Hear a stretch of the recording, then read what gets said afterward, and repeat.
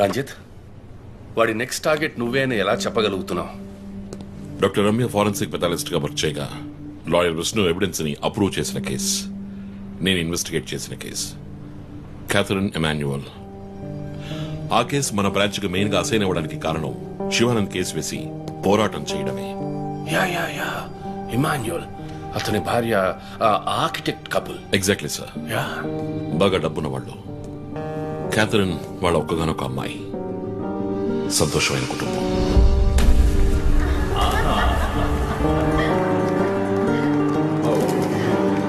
Oh my God!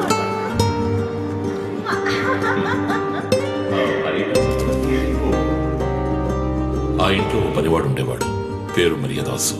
పనివాళ్ళ కాకుండా కుటుంబంలో ఒకటిగా కలిసిపోయాడు. వంట పని చేయడం, ఇంటి పని చేయడం, క్యాథరిన్ ని స్కూల్కి డ్రాప్ చేయడం అన్ని వాడే చూసుకునేవాడు.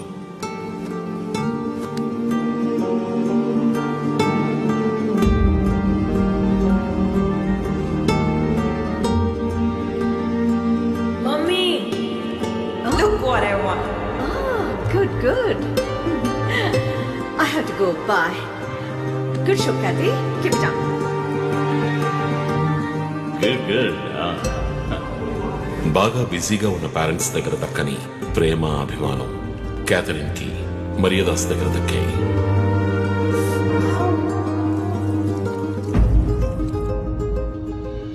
కానీ ఒక్క రాత్రిలో ఆ కుటుంబం చిన్నాభిన్నమైపోయింది. క్యాథరిన్ హత్యకు గురైంది. మరియదాసు పరారయ్యాడు. ఇంట్లో ఉన్న డబ్బు, నగలు దొంగిలించబడ్డాయి. పోలీసులు మరియదాసుని సస్పెక్ట్ గా డిక్లేర్ చేసి కేసు ఫైల్ చేశారు. వారం అయినప్పటికీ మరియదాస్ ఆచూకీ తెలియనందువల్ల విక్టిమ్ ని పూడ్చిపెట్టి కేసు క్లోజ్ చేశారు. 2 వారాలు అంతా సర్దుమణిగింది. కానీ ఈ కేసులో ఏదో మర్మం ఉంది, నిజమైన హంతకుడిని కనిపెట్టలేదు అని మీడియాలో వార్తలు ప్రసారం అయ్యాయి. ప్రజలు ధర్నాలు చేశారు. మరియదాస్ కుటుంబం శివానంద్ని మీట్ అయ్యి రిక్వెస్ట్ చేసినందువల్ల హైకోర్టులో ప్రజా ప్రయోజనం వ్యాజ్యం వేసి కేసును రీఓపెన్ చేయించారు. హైకోర్టు ఆర్డర్తో ఒక స్పెషల్ ఇన్వెస్టిగేషన్ టీం నా నాయకత్వంలో ఏర్పాటైంది. నేను క్యాథరిన్ బాడీని ఎగ్జ్యూమ్ చేసి రీపోస్ట్ మార్టం కి ఆర్డర్ చేశాను. కానీ కేసు సాల్వ్ చేయడానికి ముఖ్యమైన ఎవిడెన్స్ అయిన మర్డర్ వెపన్ మాకు దొరకలేదు. ఒకరోజు I got the breakthrough. Hello. How are you? Fine. తీసుకోండి. No thanks. Can I go? Yeah, sure.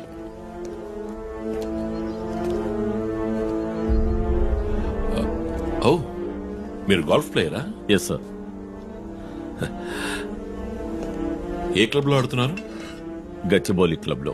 నేను race club player. Just beginner. మీ అంత కాదులేండి. అడిగిన ప్రశ్నలకు మాత్రం ముక్తసరిగా సమాధానం చెప్పారు. కూతుర్ను పోగొట్టుకున్న దుఃఖంలో ఉన్నారని నేను పెద్దగా పట్టించుకోలేదు. అప్పుడే ఒక విషయం గమనించాను. ఒక గోల్ఫ్ కిట్ లో 16 క్లబ్బులుంటాయి. అన్ని ఇంచుమించు ఒకేలాగుంటాయి. ఒకే ఒక్క క్లబ్ తప్ప, అదే పట్టర్. హోల్ దగ్గరున్న బంతిని కొట్టడానికి యూజ్ చేసే క్లబ్. ఇమాన్యుయల్ దగ్గరున్న కిట్ లో ఆ పట్టర్ కొత్తదిగా ఉంది. క్యాడీ దగ్గర మాట్లాడిన దాన్ని బట్టి ఇమాన్యుయల్ హత్య జరిగిన 2 వారాల తర్వాత ఒకే ఒక్కసారి మాత్రం గాల్ఫ్ ఆడడానికి వచ్చినట్టుగా తెలిసింది.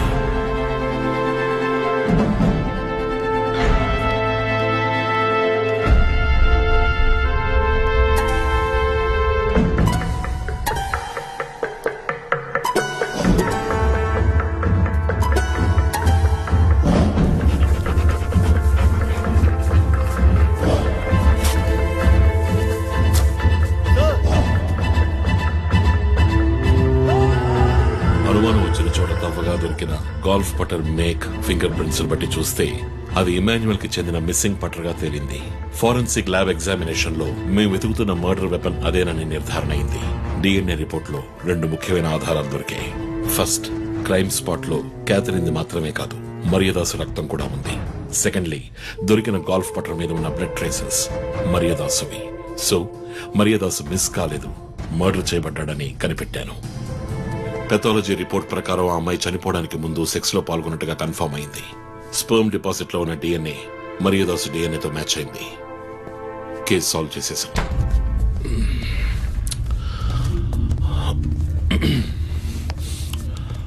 పోస్ట్ మార్టం రిపోర్ట్ ప్రకారం మరియదాసే ముందు చనిపోయాడు. ఆ తర్వాతే మీ అమ్మాయి. మీ ఇంటి సీసీటీవీ ఫుటేజ్ పరిశీలించి చూడగా అనుమానాస్పదంగా ఎవరు లోపలికి రాలేదు. కానీ ముఖ్యంగా మరియదాసు డెడ్ బాడీ మీ ఫామ్ హౌస్ లో దొరికింది. పార్టీ క్యాన్సిల్ అయితే ముందే చెప్పకర్లా? Big waste of time. కొత్త కారులో టెస్ట్ డ్రైవ్ వెళ్ళామనుకుంటే పోలా.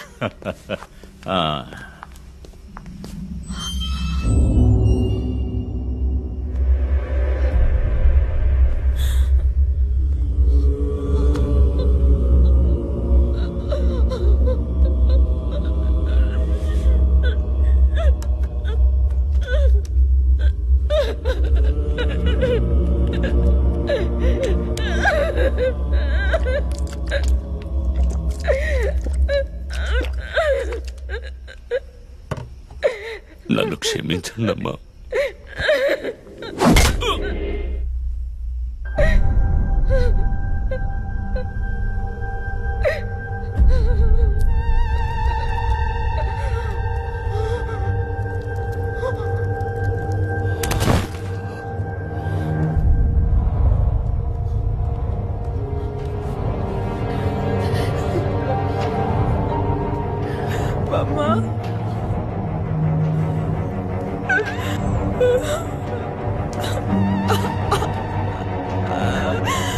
Why do you do this, Papa? Why?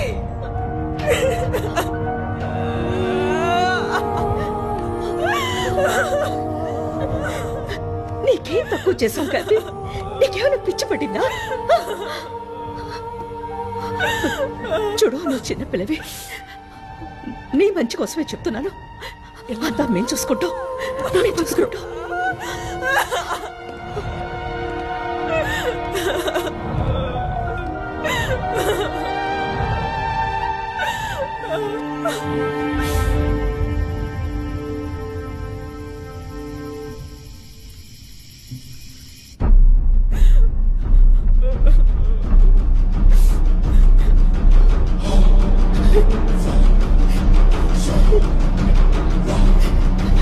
I'm gonna call the police. వద్దు. Mom, please leave me. వద్దు. Do something. Stop her. Kathy, Do police something. చెప్పొద్దు. Stop her. I told you to stop.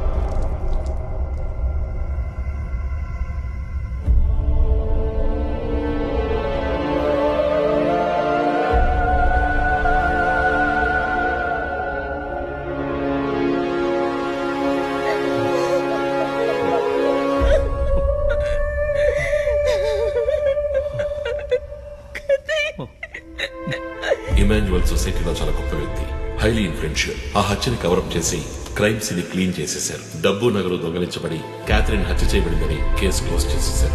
నేను investigate చేసిన తర్వాతే నిజాలు బయటపడ్డాయి. Sir, ఒక తండ్రిగా నా పరిస్థితి ఆలోచించండి సార్. 16 ఏళ్లు నిండని పిల్ల సార్. ఇంట్లో ఉన్న పని వాడితో కోపంలో ఆ పని చేశాను సార్. మరియదాస్ రేప్ చేసి చంపేశాడు. ఆ కోపంలో నేను వాడిని కొట్టి చంపేశాను. అలా మీరు రిపోర్ట్ మార్చి రాయండి సార్. ఆల్రెడీ నా కూతురు గురించి ఏమేమి రాస్తున్నారో తెలుసా మీకు? టీవీ ఆన్ చేయడానికి భయపడుతున్నాం. రోజు మీడియాలో నా కూతుర్ని చూపించి రేప్ చేసినట్టు ఎలాంటి ఎవిడెన్స్ లేదు. వాళ్ళిద్దరూ ఇష్టపడే అలా నడుచుకున్నారు. అటాప్సీ రిపోర్ట్ క్లియర్ గా చెప్తోంది. మీరిద్దరూ కలిసి ఎవిడెన్స్ ని సప్రెస్ చేశారు. డాక్టర్ రమణతో కూడా దీని గురించి మాట్లాడాను. ఆవిడ కలెక్ట్ చేసిన డిఎన్ఏ ఎవిడెన్స్ చాలు మిమ్మల్ని కన్విట్ చేయడానికి. నేను డిఎన్ఏ రిపోర్ట్ మార్చి రాయిస్తాను. నాకు కనెక్షన్స్ ఉన్నాయి. అది నాకు వదిలిపెట్టండి. ఆ శాంపుల్ని బట్టి రిపోర్ట్ మార్చి రాయండి. మీకు ఎంత డబ్బు కావాలన్నా ఇస్తాను. ఇండియాలో, విదేశాల్లో. జస్ట్ అకౌంట్ నెంబర్ చెప్పండి. సార్, మేమిద్దరం సిటీలో లీడింగ్ ఆర్కిటెక్ట్స్. మా రెప్యుటేషన్ ఏం కావాలి? అవమానం sir. We have done right. Yeah, we're done. You have to face the consequences. నా దగ్గరే దాచిపెట్టారు సార్. చెప్పకూడని విషయాలన్నీ చెప్పి ఇలా ఇరుక్కున్నారే సార్.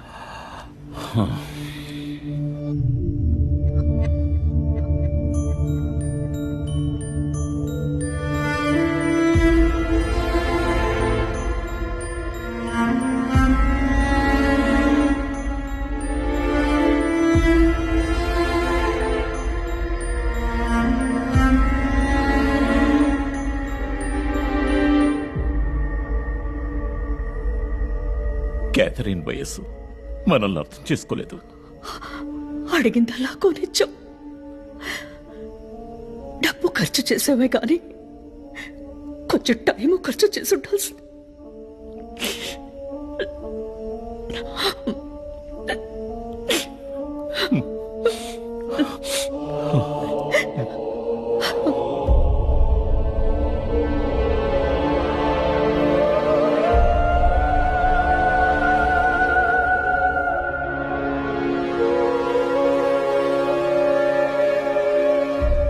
సో నీ థియరీ ఏంటి?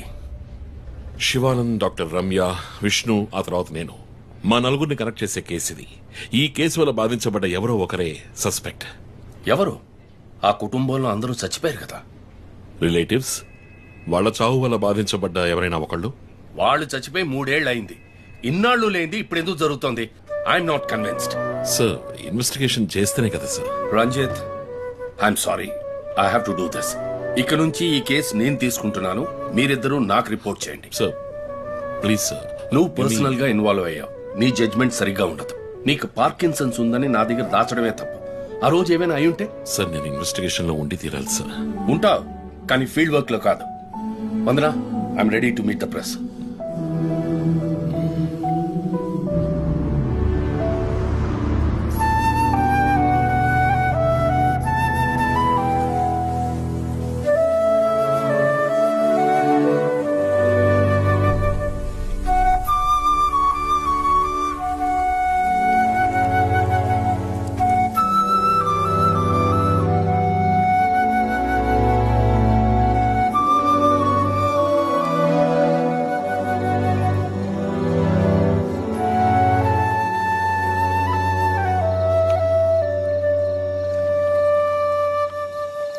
ఆయనయ్య పడుకోలేదా?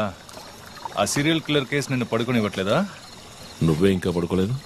నాకు ప్రాజెక్ట్ రిపోర్ట్స్ చాలా బద్దలవుతోంది. నీకో సీరియల్ కిల్లర్ ఉన్నట్టే నాకు ఆఫీస్లో సీరియల్ కిల్లర్ ఉన్నాడు. ఎన్నో ప్రాజెక్ట్స్, డెడ్ లైన్స్. నీకు అప్లై అయ్యే లాజిక్ నాకు అప్లై అవ్వాలి కదా. ఏమిటో లాజిక్? నిద్ర రాకపోతే 4 పెగ్గులు కొట్టే లాజిక్. అయితే మరి నువ్వు ఇంతవరకు మందు కొట్టిందే లేదా? అన్నయ్యతో కొట్టడానికి ఒక చిన్న permission. Okay, cheers for the Cheers, serial killers. killers. ఇంకేంటి, ఆఫీస్ ఎలా ఉంది? ఫన్ అన్నయ్య. ఫ్రెండ్స్ చాలా మంది ఉన్నారా? ఫస్ట్ పెగ్ లో క్యాషువల్ గా స్టార్ట్ చేసి 4th పెగ్ లో లీనా గురించి అడుగుతారు. నన్ను వదిలేండి బాబు. సర్లే, అడగలే, దిగులు పడకు. సరే, మీ డిపార్ట్మెంట్ లో నాలాంటి టెక్కీస్ ఎవరు లేరా? ఎందుకు లేరు? పోలీస్ అంటే ఓన్లీ కొట్లాటే అనుకున్నావా? ఇంటెలిజెన్స్ కూడా ఉందిరా. ఐ కొత్తగా ఉంది. తర్వాత పోలీసులో ఉన్న కిక్కు వేరే ఏ జాబ్ లోనూ లేదురా. ఆ పోలీస్ జాబ్ ఏదో నువ్వు చేసుకో, నాకు సెట్ అవ్వదు. నేను శాన్ ఫ్రాన్సిస్కోకి వెళ్ళి BMW కొనుక్కొని సెటిల్ అయిపోతాను. అది చాలు నాకు. ఇలా చూడరా, నేను తలుచుకునుంటే ఏ దేశానికైనా వెళ్ళి సెటిల్ అయి ఉండొచ్చు. కానీ ఒక ఇన్సిడెంట్ నన్ను మార్చేసింది. ఒక సిన్సియర్ పోలీస్ ఆఫీసర్ ఒకరోజు బైకులు వెళ్తున్నప్పుడు 4 రౌడీ వెధవలు ఆయన్ని కత్తితో నరికేశారు. నేను వెళ్ళి చూసేప్పటికీ రక్త పొణుకులో ఉన్నాడు. కళ్ళలో మాత్రం కొంచెం ప్రాణం ఉంది. నా చేతిని గట్టిగా పట్టుకొని నా కళ్ళలోకి సూటిగా చూశాడు. ప్రాణం పోయింది. అప్పుడు నువ్వు ఇంకా చిన్నపిల్లాడేవి. అర్థమైంది. మా నాన్నేగా. ఆ రోజు నేను ఒక పోలీస్ ఆఫీసర్ అవ్వాలని నిర్ణయించుకున్నాను. మా నాన్న ఎవరు చంపారో తెలియలేదురా. ఒక అన్సాల్వ్డ్ కేస్. ఆ తర్వాత లైఫ్లో ఏ కేసు తీసుకున్నా సాల్వ్ చేయకుండా వదలకూడదని డిసైడ్ అయ్యాను. చేసేస్తా, పట్టుకుంటా. నాకు మన నాన్న గురించి పెద్దగా తెలీదు, కానీ నా అన్నయ్య గురించి బాగా తెలుసు. నువ్వు ఖచ్చితంగా పట్టుకుంటావు అన్నయ్య. Cheers. Good night. Good night.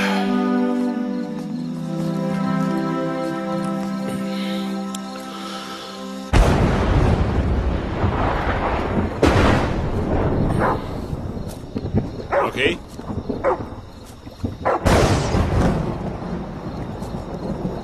Rocky.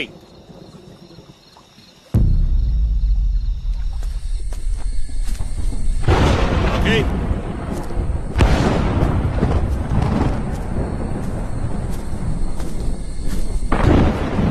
Rocky